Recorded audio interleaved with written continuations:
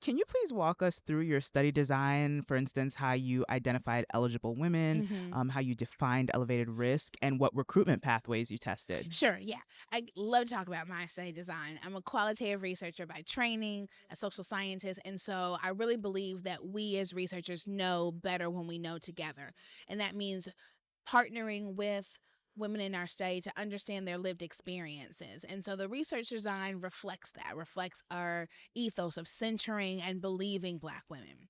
And so it is a completely qualitative study. I'm really proud to say that. And so the study design um, incorporates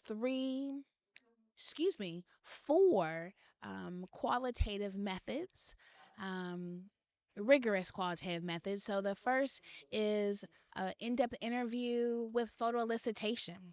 And so we engage research participants in a 90-minute interview. Mm. We also ask them to take pictures of their lived experience, their home, their neighborhood context that influence their health journeys. And so we use those participant centric or driven photos as part of our design.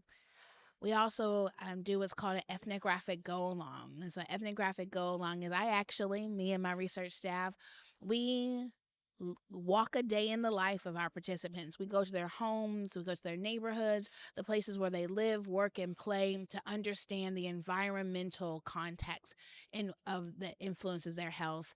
And lastly, we also go to a clinic visit. So that's the clinic go along. So we sit in the clinic visit from the beginning of the visit to the end as they arrive at the clinic, interacting with the clinic staff, with medical assistants, nursing staff, and the oncologist to get not just a self-report or a secondary analysis of patient-clinician communication, but to see it happening in real time.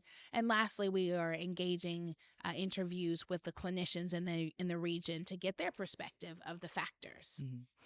And what were some practical challenges in communicating with participants and explaining the work and the consent process, for Yeah. example? That's a great question. I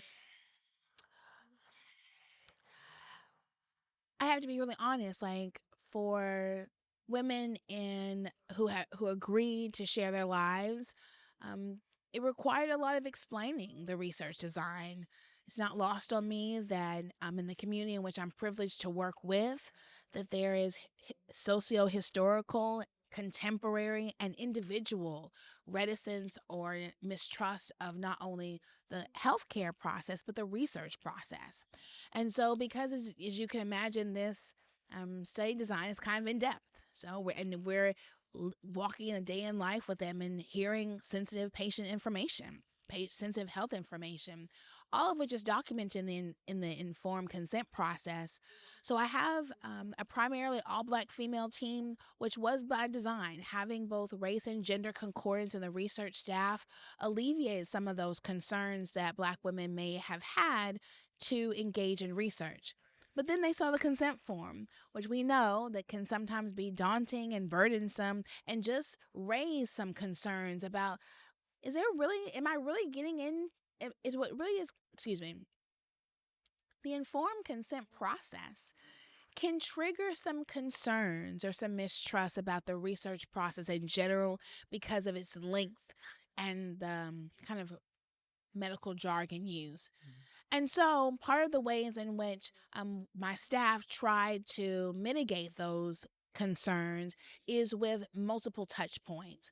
So, a participant who expressed some interest and was eligible but had delays in returning their consent process, the staff called again to give another opportunity to answer questions, to address concerns. If need me as a co-PI would call that participant again and say, hey, I'm going to be the one who's going to be interviewing you, me or my staff.